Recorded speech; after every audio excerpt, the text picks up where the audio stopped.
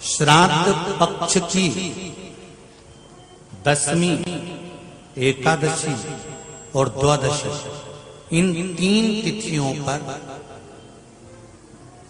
एक रोटी में थोड़ा सा मीठा रखकर सोमक पितृ का नाम लेकर यदि गाय को खिला दिया जाता है, तो अगर कोई पूर्वज प्रेत योनि में भी पड़ा हुआ होता है, भटक रहा होता है, जिसको पिंड नहीं मिला, जो अचानक मर गया होता है, अधोगति में चले गया होता है, उस जीव की मुक्ति दशमी श्राद्ध पक्ष की, एकादशी श्राद्ध पक्ष की और द्वादशी श्राद्ध पक्ष की, ये 3 दिन सोमक पितृ का नाम लेकर रोटी में, पूड़ी में मीठा रखकर अगर गाय को खिला दिया जाता है ये 3 दिन तक, तो वो पितृ कभी भटकते नहीं है, उनको मुक्ति प्राप्त हो जाती है, मोक्ष में। पितृपक्ष को हम समझे।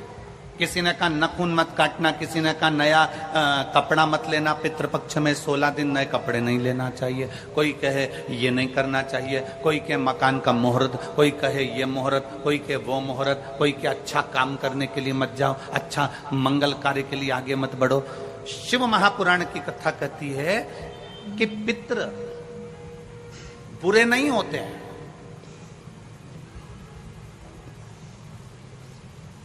पितृ बुरे नहीं होते हैं। आज लोगों के मन में बड़ा भय हो जाता है। व्हाट्सएप खोलो, फेसबुक खोलो, तो ब्राह्मणों के लिए लोग कमेंट्स करना प्रारंभ कर देते हैं कि अब श्राद्ध पक्ष चालू हो गया, ब्राह्मण जीमने के लिए जाएंगे। कोई ब्राह्मण की तुलना कौवे से कर देता है, कोई कुछ कह देता है, कोई कुछ कह देता है। ना,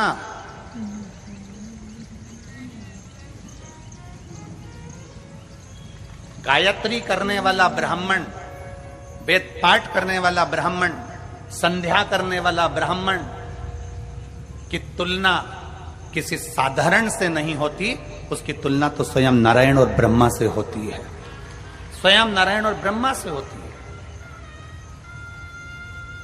किसी ने कहा कि तुम अभी नया वस्त्र मत लो, पितृपक्ष चल रहा, नया काम मत चालू करो, पितृपक्ष चल रहा है। श्राद्ध का मतलब क्या है? श्राद्ध का मतलब है आपकी पूर्ण श्रद्धा, आपका पूर्ण विश्वास, आपका पूर्ण भरोसा, पूर्ण श्रद्धा, पूर्ण विश्वास, पूर्ण भरोसा।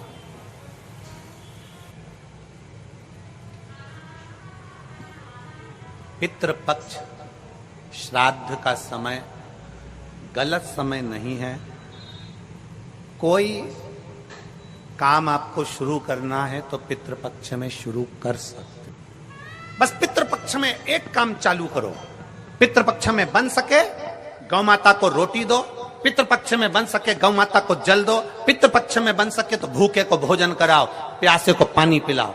पितृपक्ष में बन सके, तुम्हें किसी ने कह दिया, कोई विद्वान ने तुम्हें बता दिया कि तुम्हारे पितृ दोष है, तुम्हारे घर में काल सर्प दोष है, तुम्हारे घर में ऐसा दोष है, तो एक काम चालू करो, 16 दिन श्राद्ध के एक चावल का दाना देवाधिदेव महादेव के शिवलिंग पर समर्पित करो, दूसरा चावल का दाना अशोक सुंदरी की जगह पर समर्पित करो, और 1 लोटा जल पहले अशोक सुंदरी वाली जगह पर थोड़ा सा चढ़ाओ, उसके बाद शंकर भगवान को उस जल को अर्पित करो, अपना गोत्र बोलकर, अपने पितरों का स्मरण कर कर आपका पितृ दोष अपने आप शांत हो जाएगा, दोष मिट जाएगा, आपका पितृ दोष शांत, आपका दोष समाप्त।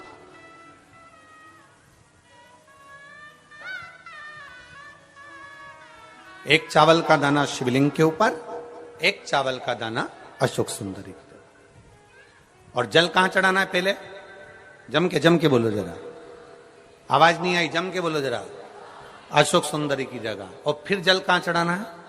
शिवलिंग के ऊपर, शंकर बाबा क्या बोलकर? अपना गोत्र। जिसको गोत्र नहीं मालूम उसको एक चीज मालूम होना चाहिए, शंकर का नाम, श्री शिवाय नमस्तुभ्यम, ओम नमः शिवाय, नमः शिवाय, गौरी शंकर। शिव महापुराण की कथा कहती है दक्ष प्रजापति के पुत्रों को देवऋषि नारद ने भजन में लगा दिया। एक बेटी हुई जिसका नाम था स्वधा। क्या नाम है उसका? जम के बोलिए तेरा स्वधा। जितने लोग कथा सुन रहे हैं आस्था चैनल पर, पंडाल में, फेसबुक, यूट्यूब पर, तर्पण शिव महापुराण में इस नाम का उच्चारण 5 बार आप लोगों को करना है। ये स्वधा दक्ष प्रजापति की बेटी है और पितरों की धर्म पत्नी है। इस पितरों की धर्म पत्नी स्वधा का नाम लेने से अगर हमने कंडा, गोबरी, गाय का जो गोबर होता है कंडा, उसको जलाकर अगर धूप नहीं दी हो या किसी ब्राह्मण को भोजन आदि नहीं कराया हो या तिलांजलि तर्पण नहीं करा हो, पिंड नहीं दिया हो या श्राद्ध पक्ष में किसी को कोई दान ना करा हो तो उसका दोष ना लगे, उसके लिए तर्पण शिव महापुराण में पितरों की धर्म पत्नी स्वधा का नाम का स्मरण आप और हमको साथ में करना। सभी लोग एक साथ में बोलेंगे स्वधा स्वधा स्वधा स्वधा स्वधा। बस ये 5 बार जो उच्चारण आपने पितरों की धर्मपत्नी स्वधा का करा है, जिस समय पर पितृलोक से आर्यमा देव के साथ में हमारे यहां पर आते हैं, और मेरा बहुओं से निवेदन है, बेटियों से निवेदन है, माताओं से निवेदन है, मान लो आपको कोई ब्राह्मण देवता ने कहा कि आपके यहां पितृदोष है, आपको कह दिया कि पितृदोष है, तो आपको घबराना नहीं है कि महाराज जी मुझे क्या करना पड़ेगा। पितृदोष है, एक चावल का दाना घर में से लीजिए, हथेली पर रखिए, पानी का जो मटका होता है, हंडा होता है, पानी का जो मटका है, हंडा है, जहां पर रसोई घर में तुम पानी रखते हो, उस हंडे के पास में, मटके के पास में उस चावल के दाने को लेकर जाइए, अपने पितरों का स्मरण कर कर स्वधा स्वधा स्वधा स्वधा स्वधा 5 बार बोलकर शंकर भगवान के शिवलिंग पर, तुम्हारे घर में शिवलिंग हो तो घर में, और अगर मंदिर में शिवलिंग हो तो मंदिर में, उस चावल के दाने को चढ़ा दीजिए, कैसा भी पितृदोष होगा समाप्त हो। मात्र स्वधा का स्मरण बहुत।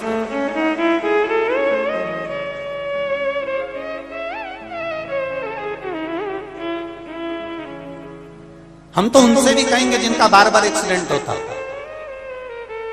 जो बार बार गिरते पड़ते रहते हो, बार बार एक्सीडेंट होता हो, बार बार उनको चोट लगती हो, बार बार, और उनको भी कहेंगे जिनको सर्दी की बीमारी या दमे की बीमारी या श्वास की बीमारी, उनसे भी कहेंगे कि श्राद्ध पक्ष में एक चावल के दाने का प्रयोग स्वधा नाम से अवश्य करें। चलने में दम नहीं भराएगी, श्वास नहीं भराएगी, और दूसरा जो सर्दी का जिसको कोटा होता है, बार बार सर्दी हो जाती है, निमोनिया हो जाता है, कफ बना रहता हूं, उनके लिए भी स्वधा नाम का स्मरण। महाराज स्वधा नाम का स्मरण। दक्ष प्रजापति के घर में बेटी का जन्म हुआ जिसका नाम था स्वधा। स्वधा का जन्म लेते ही स्वधा श्वेत वस्त्र को धारण करते थे।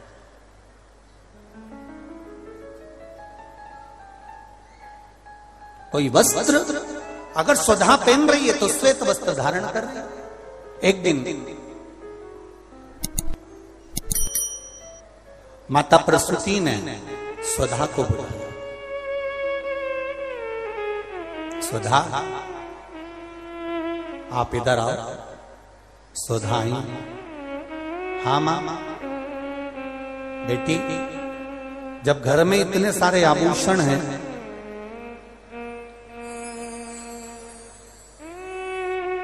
और घर में इतने सारे आभूषण जब रखे हुए हैं तो तुम उन आभूषणों को धारण क्यों नहीं करते?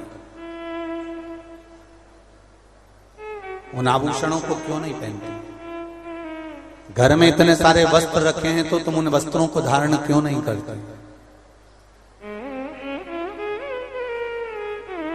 स्वधा कहती हैं मां। संसार सागर में जब किसी के प्राण छूट जाते हैं और प्राण छूटने के बाद वो जीवात्मा अगर अच्छी जीवात्मा है तो वो देवलोक चली जाती है, जो बुरी जीवात्मा है वो भटकती रहती है, भटकती है। मां उन जीवात्माओं के कल्याण के लिए मैं श्वेत वस्त्र धारण करता हूं। श्वेत वस्त्र, श्वेत चावल का दाना,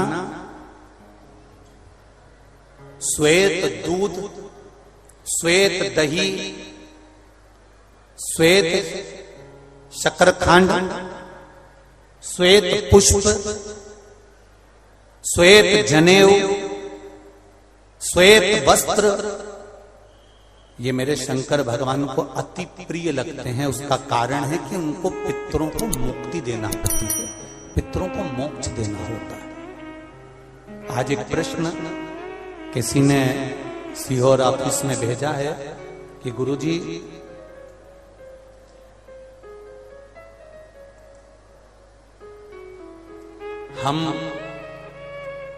हमको श्राद्ध पक्ष में हम जो ब्राह्मण को भोजन कराते हैं या हम किसी को भोजन कराते हैं तो वो हमारी जीवात्मा को क्या वो मिलता है?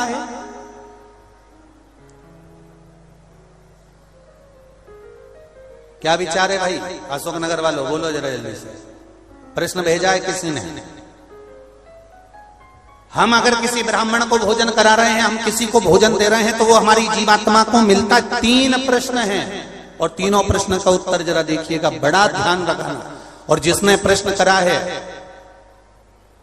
उत्तर प्रदेश से वो ध्यान से सुनना भाई। हमने ब्राह्मण को भोजन कराया, हमने संत को भोजन कराया, हमने गुरुजी को भोजन कराया, तो वो मिलेगा। पहले तो ये अंदाजा करिए कि आप भोजन दादा ससुर के नाम से करा रहे हो तो दादा ससुर का नाम लेना पड़ेगा। बोलो सही है कि गलत है? गोत्र बोलना पड़ेगा। उसका कारण क्या होता है कि हमने पत्र लिखा और ये पत्र लिखकर हमने इसको मोड़कर हमने वो डाकघर के डब्बे में डाल दिया। हमने नाम लिखा, पता लिखा, पिन नंबर लिखा, एड्रेस पूरा लिखा, मोबाइल नंबर पूरा लिखा और हमने डब्बे में डाल दिया। अब पूरे अशोक नगर में चौराहे चौराहे पर ढेर सारे डाकघर के डब्बे लगे। इन सब डब्बों में से चिट्ठी इकट्ठी होती है, एक जगह पर आती है, बड़े डाकघर में पहुंचती है, बड़े डाकघर में से छटकर फिर एड्रेस पढ़ा जाता है। एड्रेस में तुम्हारा नाम पढ़ने का बाद में पहले ये पढ़ेंगे कि पिन नंबर क्या है, फिर पढ़ेंगे कि शहर का नाम क्या है। उसमें लिखा होगा गुना और गुना का पिन नंबर डाला होगा तो चिट्ठी को छाट छाट कर अलग रखते जाएंगे। अब गुना में ये चिट्ठी बड़े डाकघर में जाएगी, बड़े डाकघर में चिट्ठी पहुंची गुना के। अब वहां पर बैठकर छाटा गया कि बजरंग कॉलोनी के पास कौन रहता है, तो एलआईजी के पास कौन रहता है, तो चारभुजा नाथ जी के पास कौन रहता है, तो राजेश्वर मंदिर के पास कौन सा रहता है, कौन से वार्ड में रहता है, उसको छाट कर अलग रखा जाएगा। फिर वहां के डाकघर वाले व्यक्ति को, उस डाकिया को वो दिया जाएगा और उससे कहा जाएगा कि ये चिट्ठी पहुंचा दो। अब जरा प्रोसेस देखिए, डाली थी अशोक नगर में, इतने सारे डब्बों में इकट्ठी होकर एक डब्बे की चिट्ठी एक जगह पर इकट्ठी हुई बड़ी डाकघर में। वहां से इकट्ठी होकर फिर दूसरे डाकघर में गई, वहां से फिर धीरे धीरे डिवाइड होती चली गई। उसी तरह तुम्हारी लिखी हुई डाकघर की चिट्ठी जब वहां तक मुंबई पूना तक जा रही है और सही जगह नाम और एड्रेस है तो सही जगह पहुंच रही है। उसी तरह अगर श्राद्ध पक्ष में तुमने ब्राह्मण को भोजन कराया है, नाम और गोत्र लेकर कराया है, तो वो उस तक पहुंचता ही है, ये निश्चित है, उस तक पहुंचेगा। फिर दूसरा प्रश्न किया उसने, गुरुजी से पूछ के बताना कि गुरुजी तो कथा में कहते हैं कि मनुष्य की योनि छूटने के बाद फिर कौन सी योनि मिलती है किसको मालूम।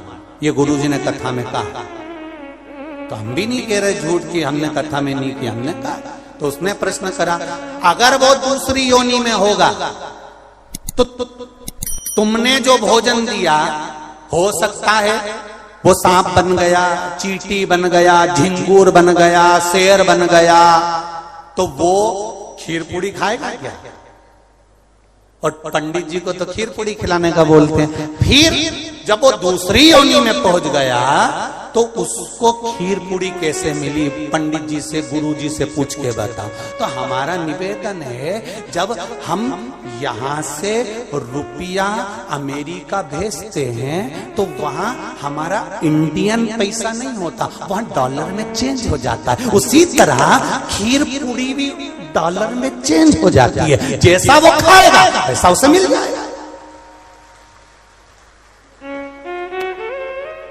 जब भारत की करेंसी, भारत का पैसा यहां से डाला आपने अमेरिका, तो अमेरिका में बदल गया, आपने ऑस्ट्रेलिया डाला वहां में बदल गया, आपने कहीं डाला नेपाल ले गए तो नेपाल की करेंसी में बदल गया। जब यहाँ का रुपया वहां पहुंचकर वहां के रुपये में चेंज हो जाता है, तो हमने जो खीर पूड़ी ब्राह्मण को दी है और तुम्हारे यहाँ का वो जीव सांप बना कि झिंगुर बना कि शेर बना कि गीदड़ बना, उसको उस रूप में जो वो खाता होगा उस रूप में मिल जाता। डॉलर चेंज, यहाँ की खीर पूड़ी चेंज, वहां जाते से।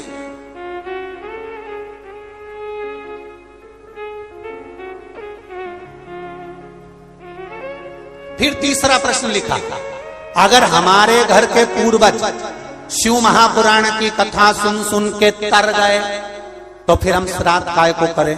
उनको तो मिलेगा ही नहीं, वो तो वैकुंठ पहुंच गए, फिर उनको श्राद्ध में भोजन कराने से मतलब क्या?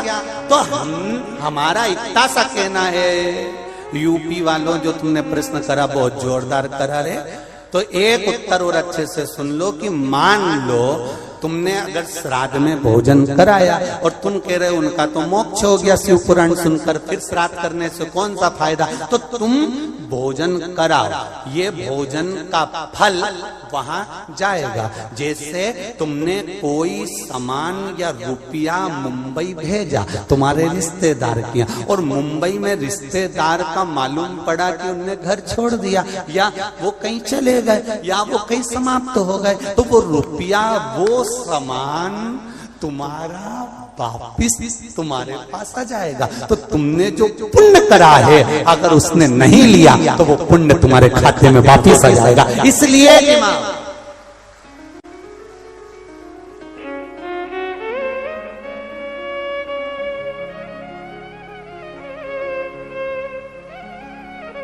पुण्य करो, सत्कर्म करो। और कथा का स्मरण, बड़े बड़े किस्मत वाले हैं अशोकनगर वालों, बहुत बहुत किस्मत वाले हो, घर जाके नजर उतरवा लेना राई उन्नोन से। इतनी जोरदार किस्मत पायो कि तर्पण शिव महापुराण की कथा, और कोई साधारण जगह पर नहीं, राजराजेश्वर की भूमि पर श्रवण कर रहे हो, कोई साधारण जगह नहीं। बाबा देवादिदेव महादेव राजेश्वर भगवान की भूमि पर श्रवण कर रहे हो, किस्मत वाले हो, तर्पण शिव महापुराण की कथा सुन रहे हो। और आज कथा का कौन सा दिन है? चौथा। कितने दिन बचे? 25 को समापन, अमावस्या, खीर पूड़ी खाओ और दूसरे दिन से फरियाल की तैयारी में लग जाओ।